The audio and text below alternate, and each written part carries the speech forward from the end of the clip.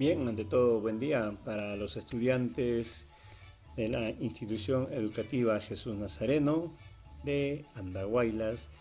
El día de hoy vamos a tocar el curso de desarrollo personal, familia, cívica y civismo. El tema que vamos a tocar es referente al matrimonio. Este es un tema para los estudiantes de la institución educativa Jesús Nazareno.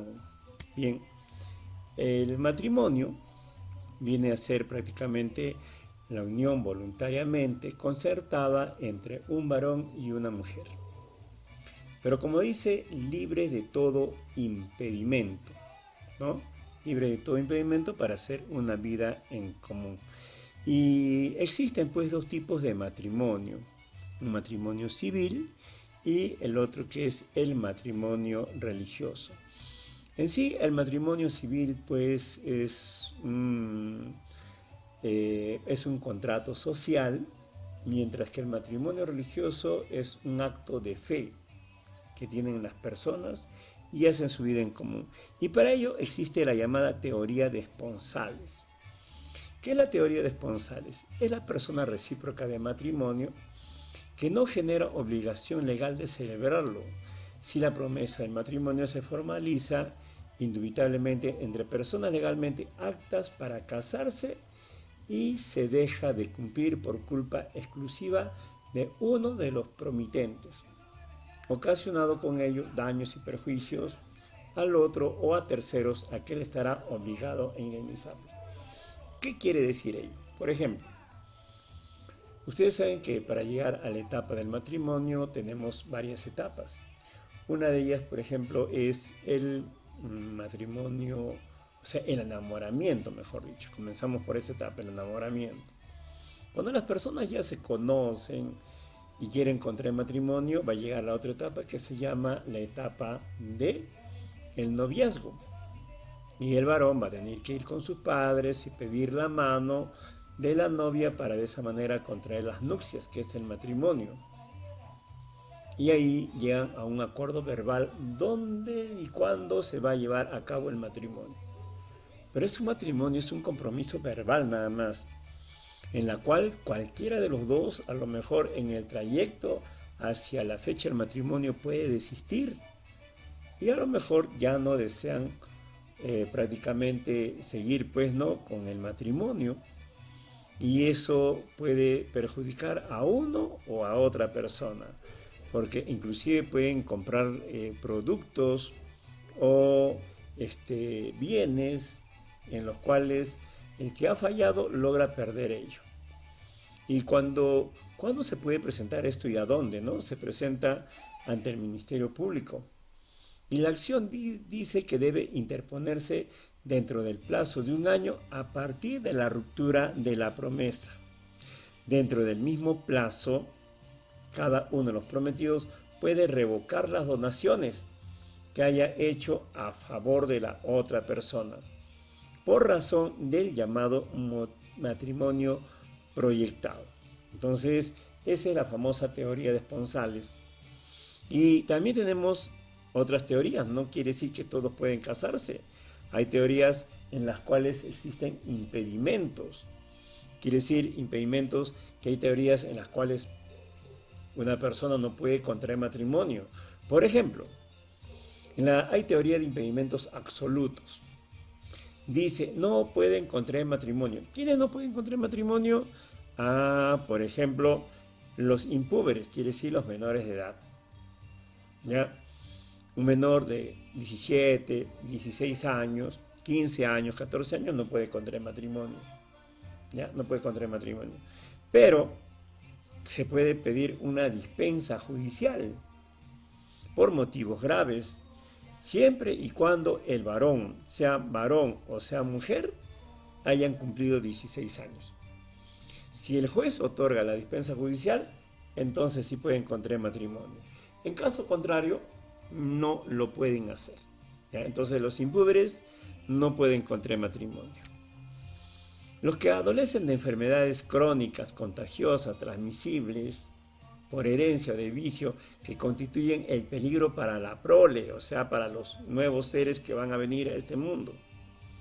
Por ejemplo, los que tienen SIDA, ¿no? Que tienen enfermedades crónicas contagiosas como chancro, sífilis, gonorrea. Ellos no pueden contraer matrimonio porque son enfermedades de transmisión sexual y están poniendo en peligro a los seres nuevos que van a vivir. Entonces no pueden contraer matrimonio los que tengan enfermedades crónicas contagiosas. Tampoco pueden contraer matrimonio los que padecieran crónicamente de enfermedades mentales. Aunque tengan intervalos lúcidos, ¿ya? Aunque tengan intervalos lúcidos. Puede haber tenido un golpe en la cabeza, en el cerebro de pequeño, y prácticamente esa persona no puede contraer matrimonio porque prácticamente puede reaccionar de una manera descontrolable. Entonces se le prohíbe el matrimonio a ellos. También los sordomudos, ya los sordomudos, los ciegosordos, ¿ya? Y los ciegomudos que no pudieran expresar, de manera indubitable el hecho de querer contraer matrimonio, a ellos tampoco no lo pueden hacer. ¿Ya? Ellos tampoco no lo pueden hacer. Es que imagínate, ¿no? Es sordo, es mudo, solamente ve. O peor aún, ¿no? Si son ciegos y a la vez son sordos, ¿cómo van a hablar? ¿Cómo van a poder manifestar su manera de contraer matrimonio? Entonces a ellos también se les prohíbe. ¿Ya? Igualito pasa con los ciegomudos. Podrán escuchar, pero no ven, no hablan. Y esos son impedimentos absolutos. Y también tenemos que los casados no pueden contraer matrimonio para evitar la bigamia. Ojo que cuando una persona es casada, solamente esto prácticamente no puede contraer matrimonio porque estaría cometiendo el delito de bigamia. Y entonces los casados no pueden contraer matrimonio porque de casarse, ¿cuál matrimonio es válido? El primero nada más. El segundo, el tercero, no, esos quedan anulados. Esos son impedimentos absolutos. Pero también hay impedimentos relativos. Dice, no pueden contraer matrimonio entre sí. ¿Quiénes? A los consanguíneos en línea recta, ¿no? O en línea colateral. Es como decir, los padres con los hijos no pueden contraer matrimonio. El abuelo con los nietos, o las nietas, ¿no? No pueden contraer matrimonio. O los consanguíneos en línea colateral dentro del segundo y tercer grado. Por ejemplo, una persona, entre primos hermanos, ¿no? No pueden contraer matrimonio. Está prohibido.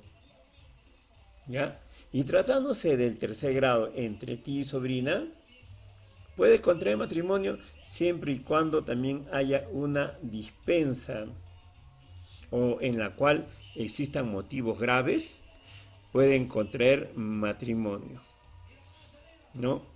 También, como dice, ¿no? Del tío tratándose de tercer grado, el juez puede dispensar. Tampoco no pueden contraer matrimonio los afines en línea recta. En este caso, la suegra con el yerno o el suegro con la nuera no pueden contraer matrimonio. Es un hecho que hay muchas personas que la suegra con el yerno o el suegro con la nuera tienen relaciones. Sí, pero acá estamos hablando del tema del matrimonio. Primos hermanos tienen relaciones, sí, muchos, pero no pueden contraer matrimonio porque la ley lo prohíbe según el Código Civil. El adoptado con el adoptante y sus familiares en las mismas líneas y grados equivalentes a la consanguinidad y a la afinidad. Yo no voy a adoptar a una niña, a una jovencita, para mañana más tarde casarme con ella. ¿Por qué? Porque es mi hija civil, es mi hija política. Y no puedo contraer matrimonio con ella. Tampoco dice el condenado como partícipe en el homicidio doloso de uno de los cónyuges, ni el procesado por esta causa con el sobreviviente. El amante que mate al marido no se puede casar con la viuda. Es como decir, oye, yo tengo mi amante, pero a la vez tengo mi esposa, y con mi amante decido matarla para yo quedarme con ella. Entonces ese es un homicidio doloso. No se puede dar ese tipo de, ¿cómo se llama?, de matrimonio. También el raptor con la raptada o la inversa, mientras subsista el rapto o haya retención violenta, entonces tampoco no pueden contraer matrimonio. ¿Ya? Tampoco pueden contraer matrimonio, ¿ya? Tampoco pueden contraer matrimonio. Existen, por ejemplo, impedimentos especiales, ¿no? Y en los impedimentos especiales no se permite el matrimonio de quién, del tutor o el curador con el menor o con el incapaz. Es como decir, a una persona lo pueden dejar como tutor a cargo de una menor, pero eso no indica que él pueda contraer matrimonio, o de una curadora con el incapaz, que en este caso sería un anciano, no pueden contraer matrimonio. Del viudo o de la viuda mientras no hayan hecho un inventario de bienes judiciales. ¿Y qué son bienes judiciales? Los bienes judiciales son los bienes que se obtienen. Es como decir, yo tengo mi esposa y mi esposa ha muerto, pero tengo un hijo menor. Si yo puedo contraer matrimonio, sí, porque soy viudo. Pero antes de contraer matrimonio, tendría que hacer ¿qué cosa? Tendría que prácticamente hacer un inventario de bienes judiciales, porque los bienes que adquirí con mi esposa fallecida, eso le corresponden a mi hijo. No vaya a ser que yo me case con ella, a los 2 años muero, mi hijo es menor de edad y ella que se queda con todas las propiedades. Tampoco es así. Es como decir, los casados, casa quieren y tienen que empezar de nuevo, de cero. ¿Ya? Entonces tendría que hacerse un inventario de bienes judiciales. También dice de la viuda mientras no transcurra 300 días de la muerte del marido. Es cierto que hay muchas personas que son viudas, después están con la pareja, tienen relaciones, pero, ahí viene el pero no pueden contraer matrimonio hasta después de los 300 días. O disposición aplicable a la mujer divorciada o cuyo matrimonio haya sido invalidado, ¿no? Y así también tenemos observaciones del matrimonio, y dentro de ella, por ejemplo, tenemos que los menores de edad para contraer matrimonio necesitan del consentimiento expreso de sus padres. La discrepancia entre los padres, equivale al asentimiento de uno de ellos. Quiere decir que si uno de ellos da el consentimiento, pueden contraer matrimonio. Por ejemplo, hay países asiáticos, en Indonesia, por ejemplo, el varón, el mayor de edad, puede contraer matrimonio hasta con niña de 8, 10 años. Hoy las leyes lo permiten, sí, en ese país las leyes lo permiten. ¿Y qué pasa? ¿Por qué permitir que una persona adulta de 35, 40, 50 años se case con una menor de 8, 10, 12 años? Porque muchos de ellos buscan asegurarle el futuro a esos menores. Yo digo, no, si vamos a estar así, entonces ¿para qué traemos niños al mundo para estar prácticamente como vendiéndoles a tan corta edad? ¿Ya? También a falta o por incapacidad absoluta o por destitución de uno de los padres del ejercicio de la patria potestad, basta el consentimiento de uno de los padres para que se pueda contraer matrimonio. ¿Ya?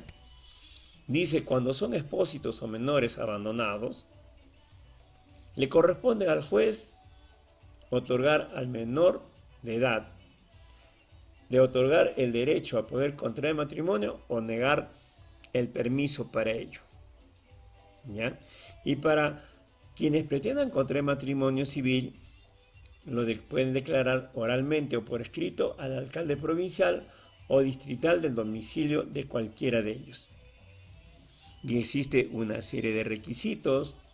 Se deben acompañar copias certificadas de las partidas de nacimiento, la prueba del domicilio, el certificado médico expedido en la fecha no anterior a 30 días. Ojo que aquí es algo importante, ¿no? El certificado médico, porque a lo mejor son personas que no tienen genes compatibles, y si no son compatibles sus genes no pueden contraer matrimonio porque estarían poniendo en peligro a la prole, quiere decir a la nueva población que van a nacer. Pueden nacer con algunos defectos biológicos las personas. ¿Ya? También dice que cada pretendiente presentará 2 testigos mayores de edad que lo conozcan por lo menos 3 años antes del matrimonio. ¿Ya? Aparte de ello, también tenemos que el alcalde anunciará el matrimonio proyectado por medio de un aviso o edicto matrimonial que se publicará en la oficina de la municipalidad durante 8 días. Y también se debe publicar por el periódico una vez. Ahí si se da el impedimento, ¿no? A lo mejor el varón o la mujer es casada, se puede impedir a través del Ministerio Público. El Ministerio Público debe oponerse de oficio al matrimonio cuando tenga existencia, ¿no?, de alguna causa de nulidad. ¿Ya? Y también tenemos la teoría de la invalidez, o sea, los matrimonios también pueden ser nulos. ¿Ya? ¿Y por qué motivo pueden ser nulos los matrimonios? El nulo el matrimonio del enfermo mental. Si el enfermo mental ha contraído matrimonio, inmediatamente se anula. Del sordomudo, ciego sordo, ciego mudo, que no han expresado su voluntad de manera indubitable de contraer matrimonio y los han casado, entonces se puede anular ese matrimonio. Del casado también se anula el matrimonio porque ya está casado, pues, ¿no? Si una persona está casada puede divorciarse. Si se divorcia puede volver a contraer matrimonio. De los consanguíneos afines en línea recta también. ¿Ya? De los primos hermanos. En el Perú pasó un caso, ¿no? De nuestra Miss Perú Mundo, tan hermosa, tan bella, pero en el cerebro no sé qué había. ¿Por qué? Porque contrajo matrimonio con su primo hermano y el Ministerio Público anuló ese matrimonio. De los consanguíneos en segundo y tercer grado, en línea colateral. De los afines en segundo grado, de la línea colateral también. Del condenado por homicidio doloso, que contrajo matrimonio con la sobreviviente, ¿no?, que era su pareja. O de los contrayentes que actuando de mala fe lo celebren ante un funcionario incompetente. Un funcionario incompetente sería, pues, imagínate que un señor ha contraído matrimonio, ya que una persona ha contraído matrimonio, ¿con quién? A ver, ¿qué te digo? Matrimonio con su prima hermana. Ese matrimonio se anula. O es también anulable el matrimonio del impúber, o sea, los menores de edad, o del raptor con la raptada, o a la inversa, siempre y cuando haya existido una retención violenta, o de quienes no se hallan en pleno ejercicio de sus facultades mentales por causa pasajera también. De quien lo contrae por error sobre la identidad física del otro contrayente o por ignorar algún defecto sustancial. La toxicomanía, la homosexualidad. En el Perú no hay todavía el matrimonio entre homosexuales, que muchos reclaman, pero como dicen, no, Dios creó al varón y la mujer para el matrimonio, pero no entre varones o entre mujeres. Y también de quien adolece impotencia absoluta del tiempo a la celebración del matrimonio. A lo mejor hay impotencia sexual que puede darse tanto en el varón como en la mujer también. No piensen que la impotencia sexual solamente se da en el varón. Hay casos de mujeres que también se ha dado. Y no procede la anulación si ninguno de los cónyuges puede realizar la cópula sexual. Quiere decir que si no llegan a tener intimidad y los dos están de acuerdo, entonces el matrimonio es válido y continúan para adelante. Bien, jóvenes, este es el tema para el día de hoy. Ya en la clase virtual explicaremos detalladamente cada uno de los puntos. Esto es para que tengan conocimiento de la primera parte del tema referente al matrimonio. Que tengan un buen día. Gracias.